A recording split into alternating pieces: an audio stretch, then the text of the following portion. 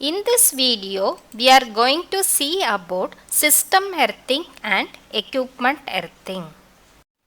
What do you mean by earthing? It is a process where we connect a part of the equipment to the earth through some low resistance wire. If you say this appliance, it has 3 pins, a phase, neutral, and the third pin is the earth pin, usually denoted by green color. So this pin will be connected to the earth. And in some equipments we can see the outer part is also connected to the earth to protect us from shock, because when a person is touching the outer part he may get shock. So normally this type of earthing will be done. The power system can be divided into two parts. One is the source of energy, which can be a generator here. The generated energy is transmitted and stepped down using a transformer. Then we have the consumer here.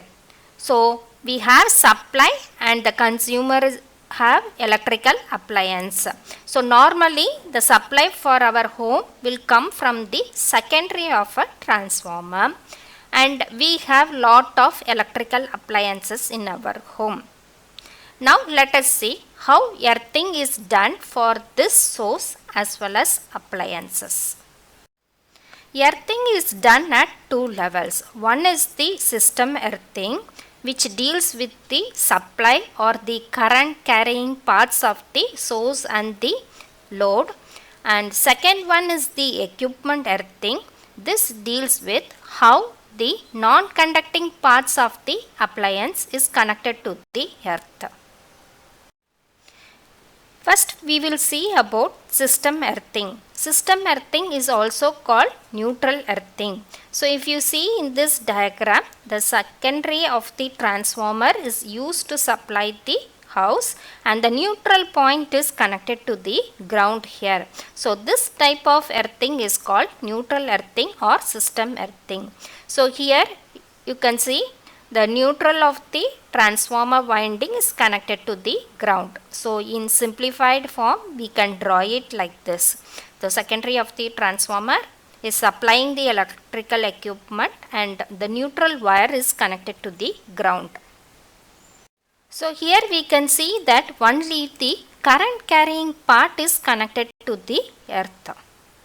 System earthing helps in the protection of power system as well as faster operation of protective device in case of any fault, and they also help to prevent the buildup of static electricity and protect against the surges caused by lightning.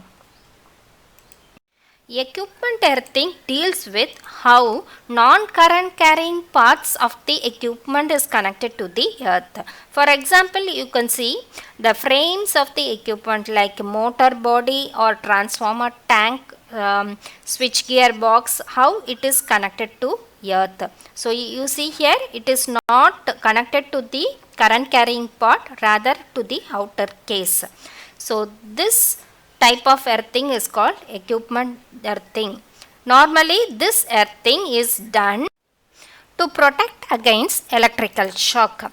For example, you take this washing machine, in case the live wire insulation fails and it touches the outer body of the washing machine, and if you go and touch it you will get electrical shock.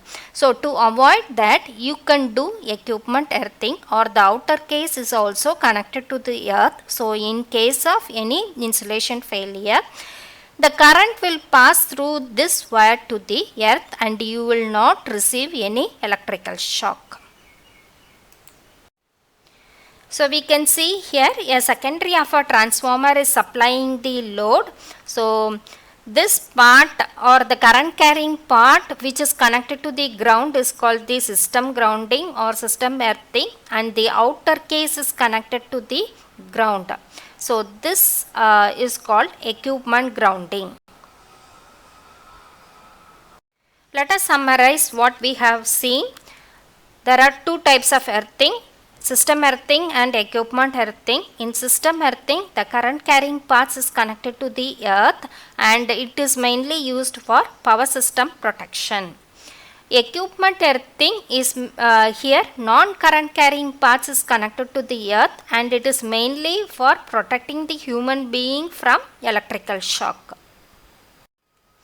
If you like the video, do subscribe to Read Electric Vehicle channel, and if you have any queries, you can mail to readelectricvehicle@gmail.com. Thank you.